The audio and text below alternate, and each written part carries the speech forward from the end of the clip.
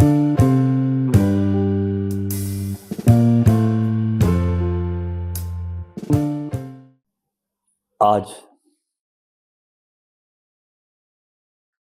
ओशो का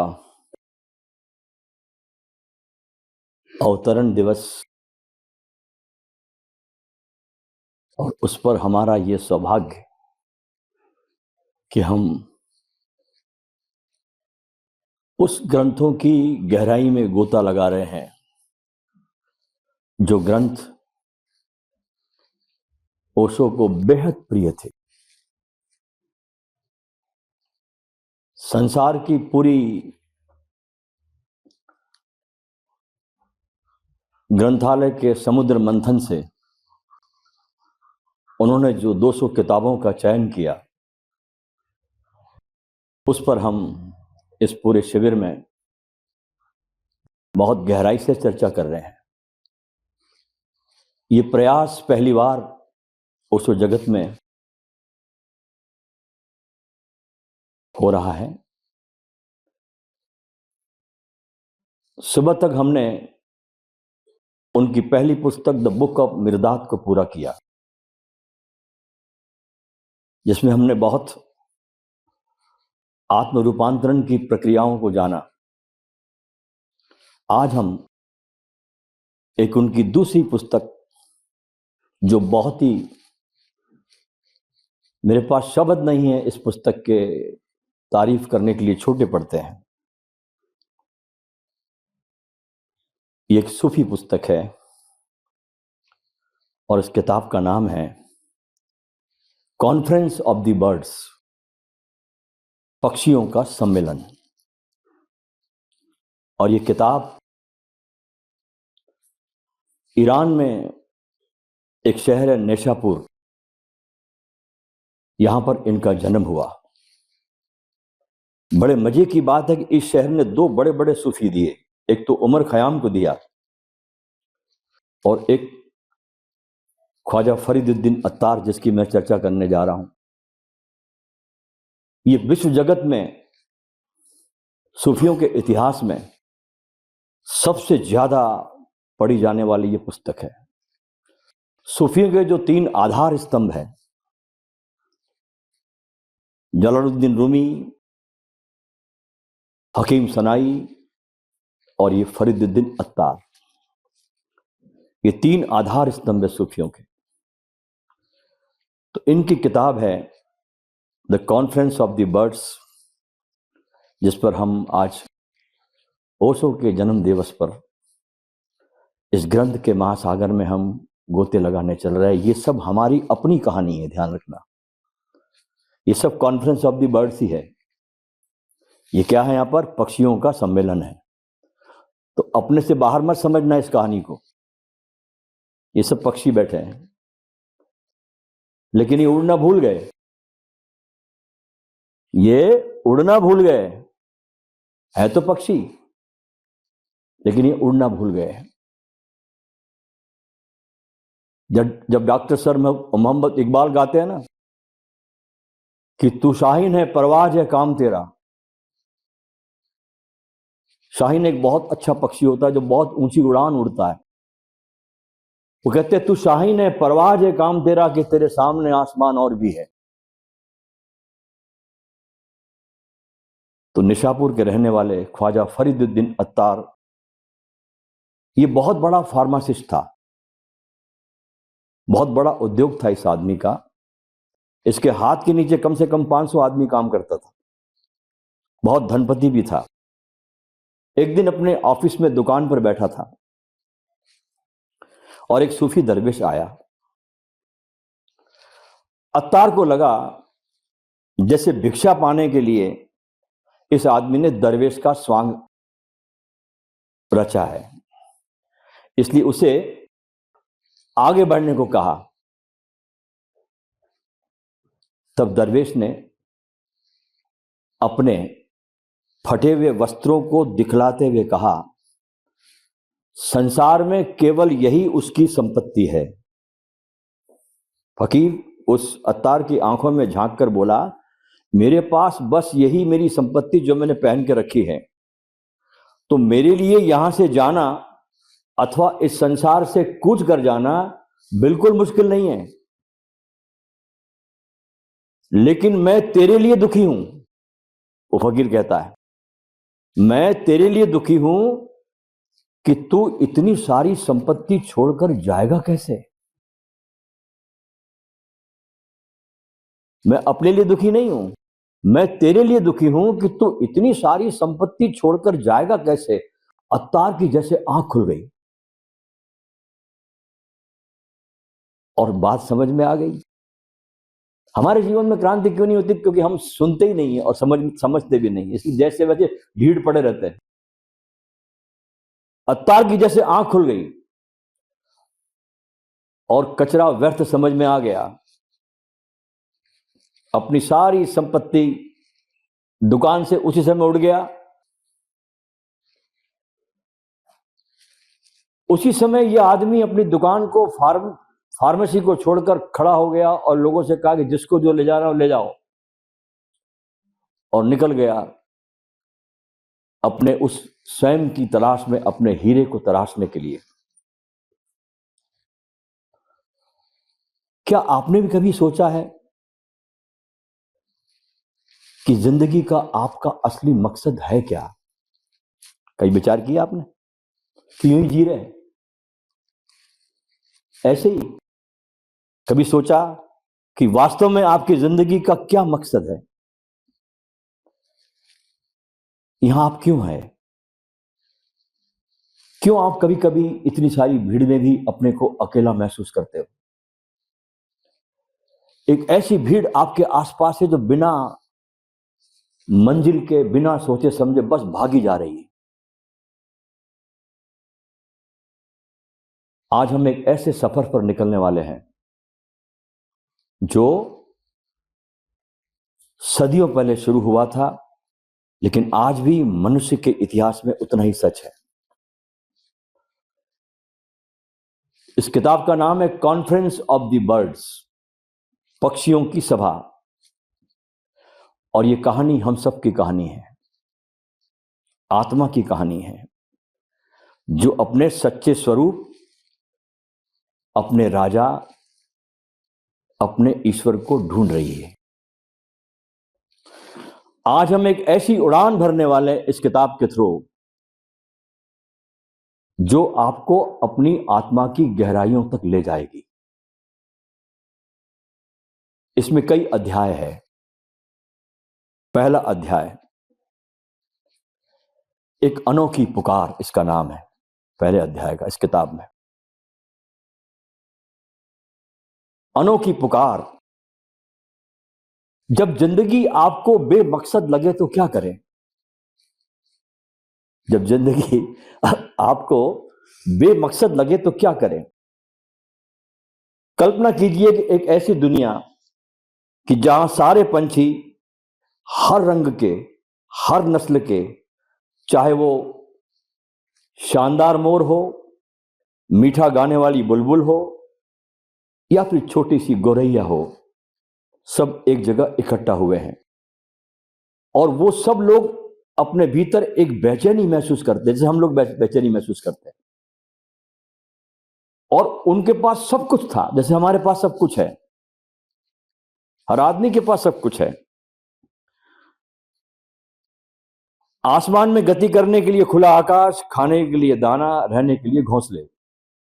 लेकिन फिर भी कुछ न कुछ खाली था उनके जीवन में। हमारे पास भी घर है, खाने के लिए दाना है, सब कुछ हमारे पास में, लेकिन फिर भी कहीं ना कहीं किसी आयाम में हमारे भीतर भी ये दर्द कचोटता है हमको, कुछ खालीपन। इन पक्षियों की जिंदगी में कोई मकसद नहीं था, कोई दिशा नहीं थी। ये बस हर दिन जीते थे, खाते थे, पीते थे और सो जाते थे, जैसे हम करते हैं। हम भी यही करते ना, और क्या करते? दिन भर जीते थे, खाते थे, पीते थे और सो जाते थे। उनको लगता था कि उनका कोई राजा नहीं है, कोई लीडर नहीं है जो उनको सही रास्ता दिखा सके। उनकी दुनिया में एक अराजकता थी, पक्षियों के एक खालीपन था। हमको भी अपनी जिंदगी में कभी कभी ऐसा महसूस होता है कि हमारे जीवन में भी कोई मार्गदर्शक नहीं है और हमारे जीवन में बहुत बड़ा खालीपन है। जब आपके पास सब कुछ होते हुए भी लगता है कि कुछ बहुत जरूरी चीज है जो गायब हो गई है। सब है, राज है, पाठ है, जैसे बुद्ध के पास था, महावीर के पास था, सबके पास था, सब कुछ है, धन धान्य के भंडार भरे पड़े, लेकिन कुछ बहुत जरूरी चीजें जो गायब है। एक मकसद, एक दिशा, एक सुकून। ये सब उन पक्षियों के मन में ये सवाल था और ये सारे पक्षी इस बेचैनी में जी रहे थे। इसी भीड़ और शोर शराबे के बीच में एक बुद्धिमान और अनुभवी पक्षी था। अब यहां गुरु का काम करता है ये इस कहानी में। इन सब कॉन्फ्रेंस में एक पक्षी ऐसा था जो अनुभवी था, बुद्धिमान था, और ईरान की भाषा में, क्योंकि इस ग्रंथ ईरान में पैदा हुआ, तो उस पक्षी का नाम था हुदहुद। और ये कोई आम पक्षी नहीं था, उसे बहुत रहस्यों का ज्ञान भी था। इस पक्षी को उसने दुनिया देखी थी और उसको ईश्वर के संदेशों की समझ थी। वो उस बेचैन पक्षियों के बीच में खड़ा हुआ, हुदहुद, और उसकी आवाज में एक ऐसी कशिश थी कि सब शांत होकर उसको सुनने लगे।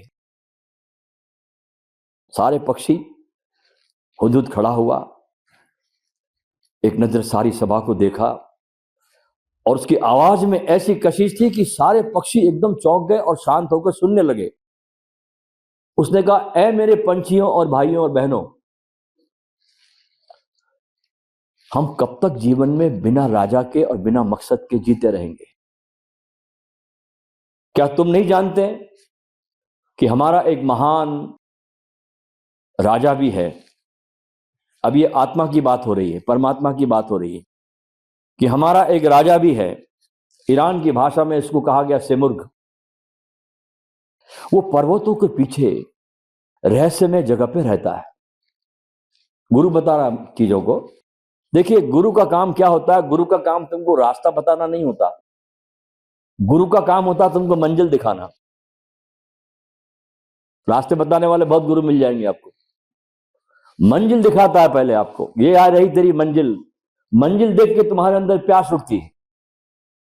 तो हुदहुद वर्णन कर रहा है इसमें कि पर्वतों के पास पीछे एक रहस्यमय जगह है जहां पर ये तुम्हारा राजा सेमुर्ग रहता है, और वो इतना शक्तिशाली है, दयालु है, और उसकी एक झलक हमारी जिंदगी बदल सकती है। एक झलक हमारी जिंदगी बदल सकती है, और वही हमारा असली मालिक है, और वही हमारी मंजिल है, और हम सब उसी के हिस्से हैं, लेकिन हम उसको भूल चुके हैं। जब ये बातें सुनी हुदहुद की, तो सारी बातें सुनकर पंछियों में हलचल मच गई, क्योंकि नाम तो कभी पंछियों ने सुना नहीं था। जैसे आपके सामने कोई परमात्मा आत्मा की बातें कर दे जिस कभी सुनी नहीं, तो हलचल मच जाती। लेकिन इस हुदहुद की बातों में सच्चाई थी, एक उम्मीद की किरण जो उनके दिलों में जाग उठी, और सारे पंछी उस यात्रा पर चलने के लिए तैयार हो गए। तो हुदहुद कहता है, यह सफर आसान नहीं होगा। हमें 7 खतरनाक घाटियों को पार करना होगा। ये सब साधक के जीवन की कहानी, ख्याल रखना। यह सफर आसान नहीं होगा, हमें 7 घाटियों को पार करना होगा।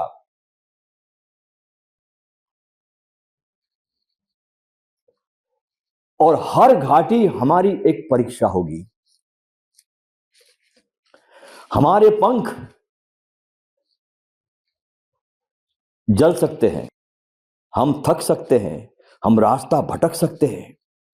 हो सकता है हम में से बहुत से लोग मंजिल तक पहुंच ही ना पाए, लेकिन अगर हम हिम्मत और एकता से आगे जाए तो हम अपने राजा सिमुर्ग तक जरूर पहुंचेंगे। और सोचो उस दिन के बारे में जब हम अपने राजा के समक्ष खड़े होंगे और जब हमको अपने जिंदगी का असली मकसद मिलेगा। ये एक पुकार थी जो किसी सदगुरु हुदहुद ने उन पक्षियों को दी। एक पुकारा, एक आवाज दी, एक आह्वान दिया। और ये सिर्फ एक जगह से दूसरी जगह जाने का सफर नहीं था, ये अपने अंदर उतरने का सफर था, अपनी आत्मा को खोजने का सफर था। हम सबकी जिंदगी में भी कभी ना कभी कोई हुदहुद आता है। हम सबकी जिंदगी में कभी ना कभी कोई ना कोई हुदहुद आता है। कभी कोई किताब आ जाती है हुदहुद के रूप में आपके पास, कोई अच्छा आपका गहरा दोस्त आ जाता है हुदहुद का रूप लेकर के, कोई सदगुरु आ जाता है, कोई घटना ऐसी घट जाती है आपके जीवन में जो हुदहुद का काम करती है। और हमको हमारी आरामदायक जिंदगी से जगाकर एक अहम मकसद की ओर हमको इशारा करती है। वो हमें बताता है कि हमारी इस रोजमर्रा की भागम भाग जिंदगी से भी आगे कुछ और है, इसके आगे भी कुछ और है। तो ये सुनकर कुछ पक्षी बड़े उत्साहित हो गए। जब चर्चा की परमात्मा की, आत्मा की, उस सिमुर्ग की, उसकी सुंदरता की, उस ब्रह्म की चर्चा जब की हुदहुद ने, सदगुरु ने, तो कुछ पंछी उत्साहित हो गए। उनकी आंखों में एक नई चमक आ गई। देखिए, परमात्मा का नाम सुनते कैसी चमक आ जाती है आंखों में। तुम्हारी संभावनाओं की आहट तुमको चमका देती है। पाना तो बहुत दूर की बात, तुम्हारी संभावनाओं की आहट तुमको मिल जाए तो तुम चमक जाते हो। यह सुनकर उनकी आंखों में एक चमक आ गई और सारे पक्षियों को लगा कि हाँ यार, यही तो चीज है जिसकी इसको तलाश है। सब पक्षियों को लगा यही तो एक चीज है जिसकी उनको तलाश थी। और ये वर्णन कर रहा है एक मकसद, एक मंजिल। लेकिन ज्यादातर पक्षी घबरा गए, ज्यादा पक्षी घबरा गए। 7 खतरनाक घाटियां, इतना लंबा और मुश्किल सफर। उन पक्षियों ने एक दूसरे को देखना शुरू किया। उन पक्षियों ने एक दूसरे को देखना शुरू किया कि 7 घाटियां, इतना लंबा सफर। उनके मन में शक, डर और तरह तरह के बहाने जन्म लेने लगे। जैसे हमारे में बहाने आते हैं, डर आता है, शक आता है कि आदमी भटका तो नहीं देगा, कहीं उलझा तो नहीं देगा। तरह तरह के बहाने जन्म लेने लगे। उन्हें अपनी छोटी सी दुनिया, अपना आरामदायक घोंसला ज्यादा प्यारा लग रहा था। वो उस अनजान सफर पर निकलने से डर रहे थे। हमको डर लगता ना, हमको भी अपना घोंसला बड़ा प्यारा लगता, अपना घर, अपना परिवार, अपना सब कुनबा। ये हमारी कहानी है जो अत्तार बता रहे। तो डर रहे थे पक्षी, और जिसके बारे में उन्होंने सिर्फ सुना था, परमात्मा के बारे में।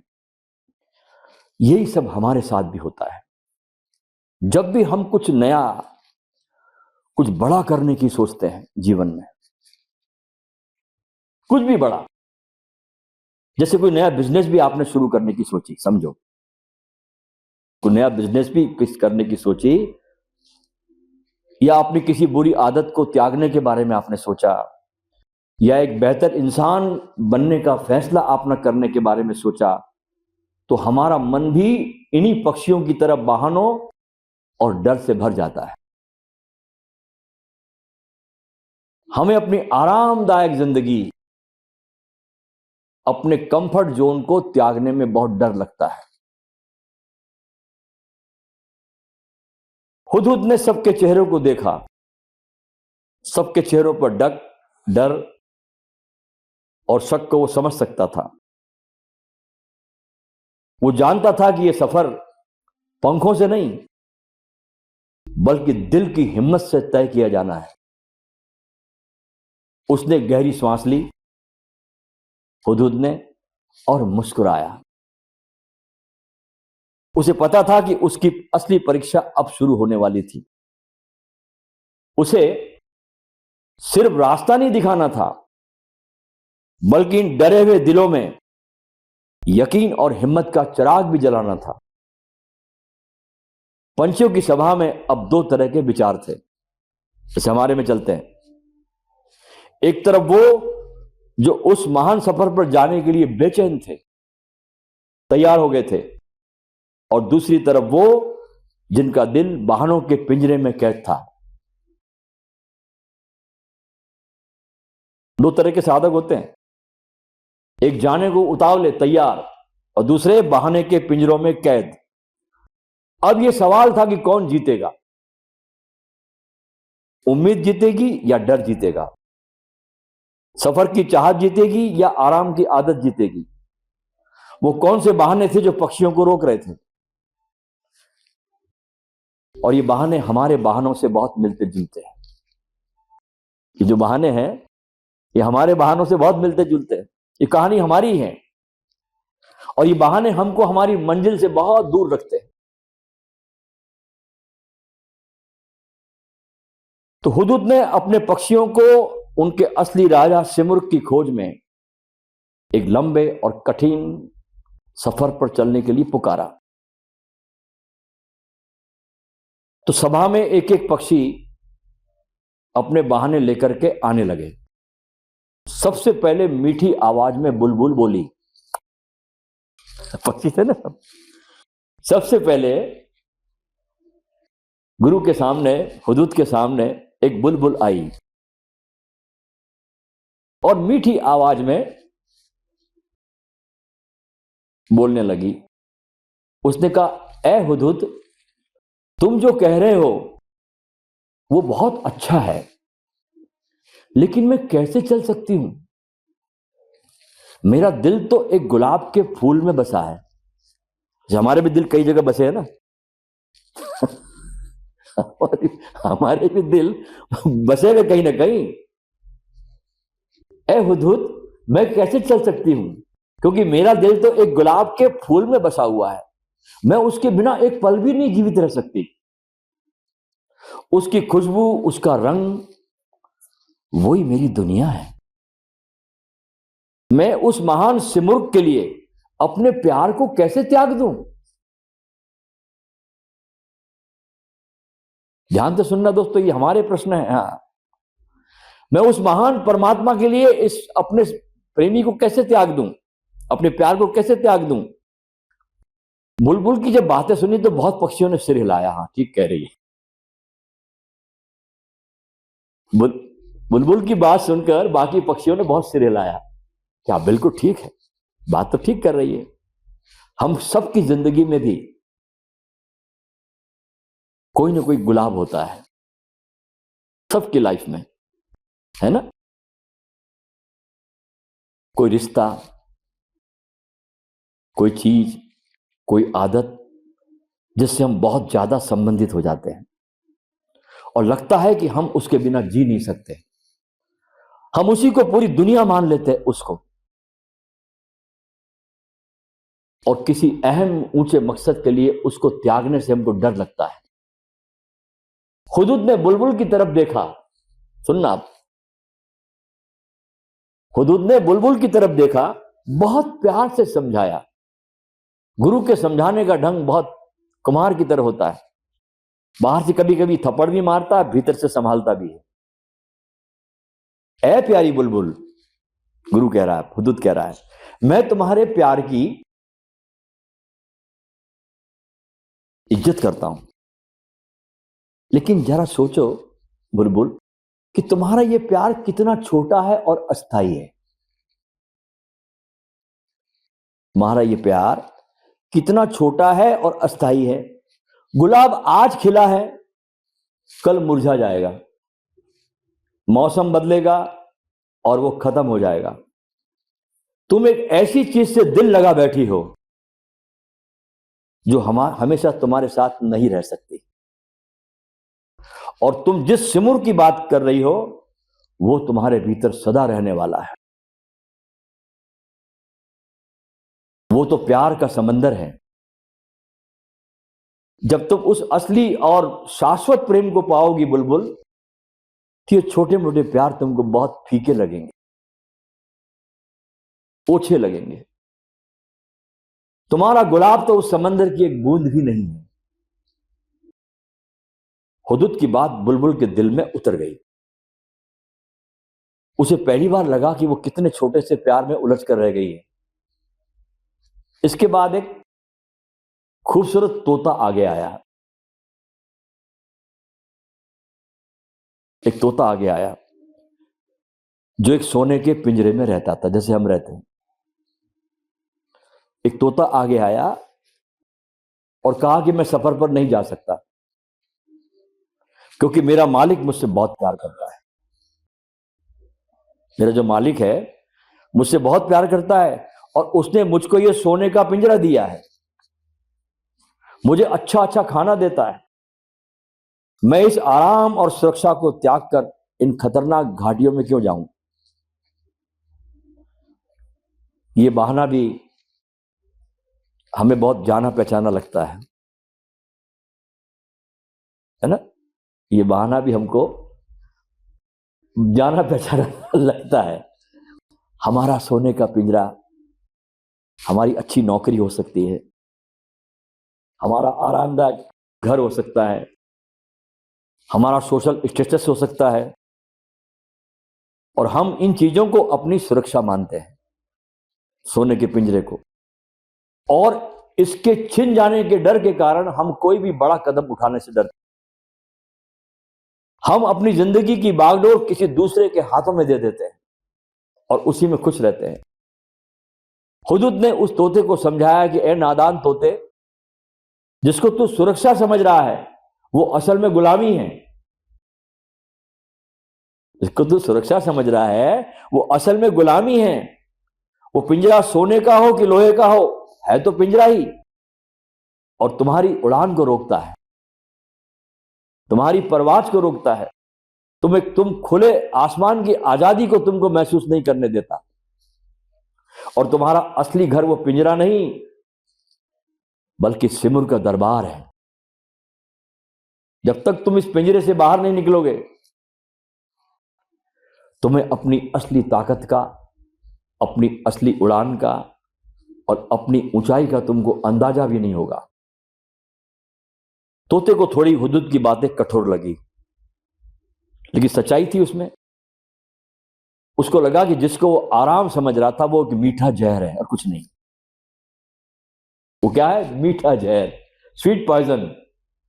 पिंजरे में बिठाकर आपको जहर दिया जाता है, मीठा मीठा, क्या आप पिंजरे में पड़े रहो, और धीरे धीरे आपकी आत्मा मर जाती है उस जहर को खाते खाते। इसके बाद शानदार मोर आगे आया, जिसे अपने खूबसूरत पंखों पर बड़ा घमंड था।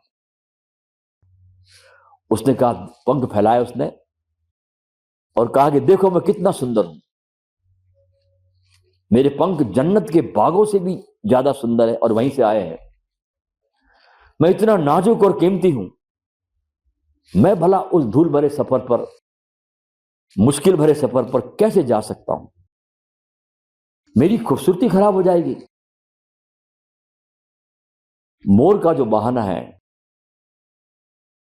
ये हमारे अहंकार और घमंड का प्रतीक है। हम भी अपने कितना घमंड करते हैं, मेरे पास ये है, मेरे पास वो है, मेरा ये है, मेरा वो है। ये बहाने करते हम लोग, ये घमंड का प्रतीक है। हम अक्सर अपनी डिग्रियों को, अपनी दौलत को, अपनी सुंदरता को, अपनी उपलब्धियों पर इतना इतराने लगते हैं कि कुछ नया सीखने और आध्यात्मिक रास्ते पर चलने को हम तैयार ही नहीं होते। हमें लगता है कि हम तो पहले से ही परफेक्ट है, हमें क्या जरूरत है, हमें किसी सिमुर की क्या जरूरत। अब हुदुद ने मोर को जवाब दिया, ए मोर, तुम्हारी सुंदरता सिमुर्ग की सुंदरता की एक परछाई मात्र है। तुम अपनी परछाई पर इतना घमंड कर रहे हो? जरा सोचो, जिसने तुमको इतनी सुंदरता दी है वो कितना सुंदर होगा। जिसने तुमको इतनी सुंदरता दी है वो कितना सुंदर होगा। तुम उसके अंश हो। इस सफर में शायद तुम्हारी बाहरी सुंदरता कुछ कम हो जाए, लेकिन तुम 1000 गुना तुम्हारी आंतरिक सुंदरता बढ़ जाएगी। असली खूबसूरती पंखों में नहीं, पवित्र दिल में होती है। तो एक एक पक्षी अपने अपने बहाने लेकर आते रहे। बतख ने कहा कि वो पानी के बिना जिंदा नहीं रह सकती। बाज ने कहा उसे राजाओं के हाथ पर बैठने की आदत है, वो पैदल नहीं चल सकता। उल्लुओं ने कहा कि उसको खंडहरों से प्यार है। उल्लुओं ने कहा उनको खंडहर से प्यार है। वो आलीशान महल में क्या करेगा? हर किसी का अपना एक बहाना था, अपनी एक मजबूरी थी। और हुदुद इन सब के बहानों को बहुत धैर्य के साथ समझदारी से जवाब दे रहा था। वो कह रहा था कि तुम जिन चीजों से बंधे हो वो सब अस्थायी है। वो सब चीजें तुमको अपने स्वयं की मंजिल तक आने से तुमको रोक रही है।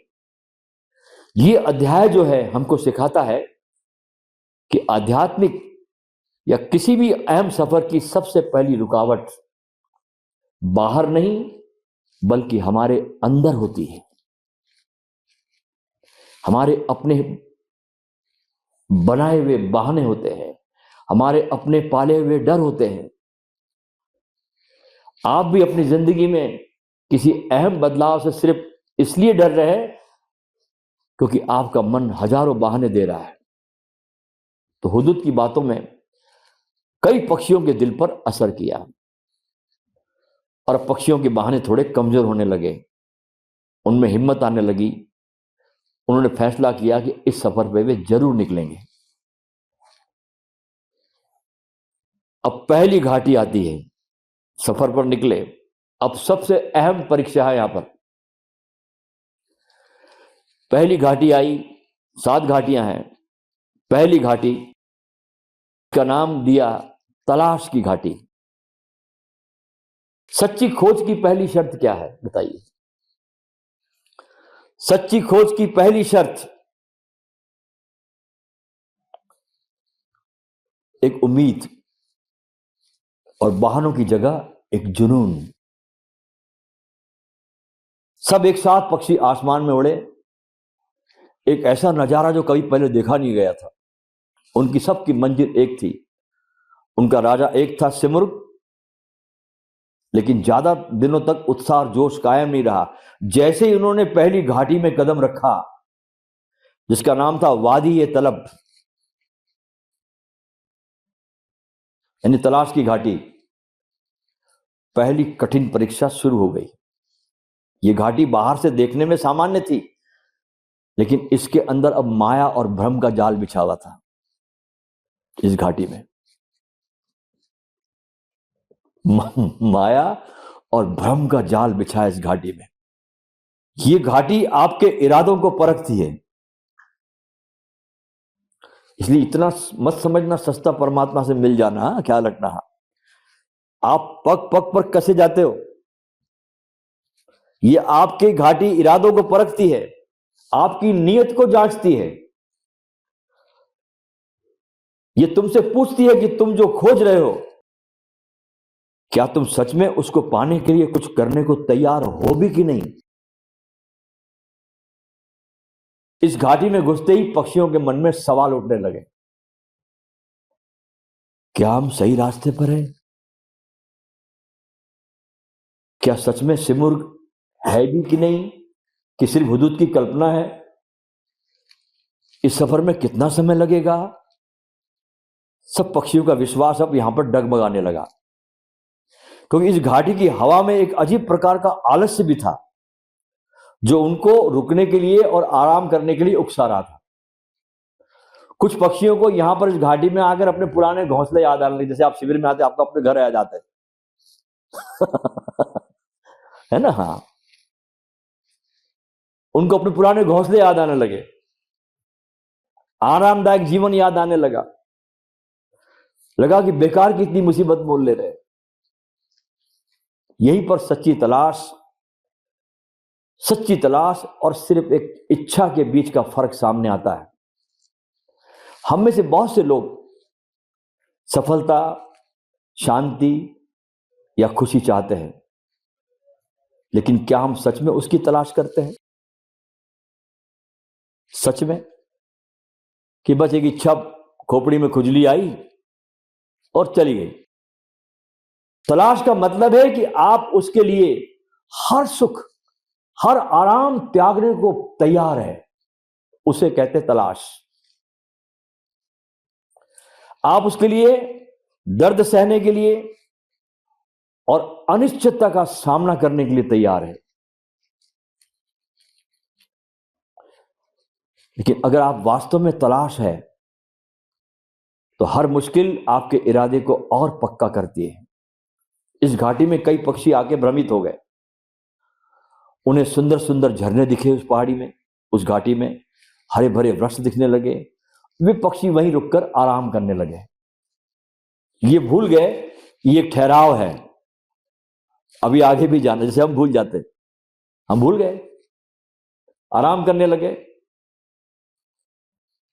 जैसे हम किसी बड़े लक्ष्य के लिए निकलते हैं, हम लोग भी, और रास्ते में मिलती है छोटी मोटी सफलताएं हमको। हाँ, किसी की रीढ़ की हड्डी में थोड़ी सरसराहट हो गई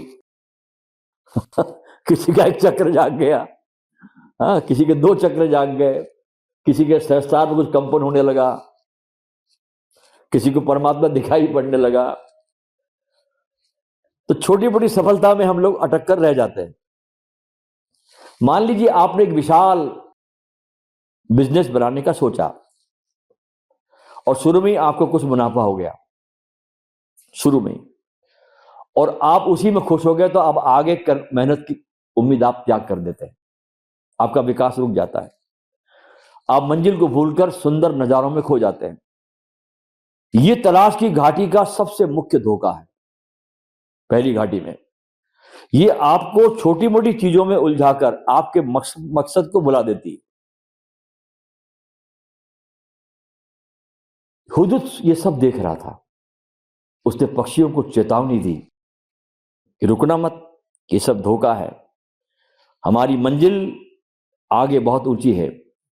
अगर तुम यहीं रुक गए तो हमेशा के लिए यहीं फंस जाओगे। और इस घाटी को पार करने का हुदुद कहता एक ही तरीका है कि अपने दिल से हर उस चीज को निकाल के फेंक दो जो आपके और मंजिल के बीच में आ रही है। आपको पुराने विश्वासों, अपनी पुरानी आदतों और अपनी आरामदायक सोच को त्यागना पड़ता है, और आपको अपने दिल में सिर्फ मंजिल की तस्वीर रखनी पड़ती है। इस घाटी में पक्षियों को अपने सारे पुराने तौर तरीके त्यागने थे। उन्हें अपनी शान, मान, अपना घमंड, अपनी पहचान, सब कुछ पीछे त्यागना था और एक साधक बनना था। यहां पहली घाटी में एक खोजी बनना था जिसके पास अपनी मंजिल के अलावा और कुछ नहीं। अभी हम यहां पर इसको समापन करेंगे कि हमारे पास समय की पाबंदी है और कल सुबह इसको हम 2 सत्रों में और इसको पूरा करेंगे। अभी तक हमने पहली घाटी को, सफर को पूरा किया है। अभी 7 घाटियां हैं। कोशिश करूंगा कल 2 सत्रों में ये पूरा कर दूं मैं आपके साथ में।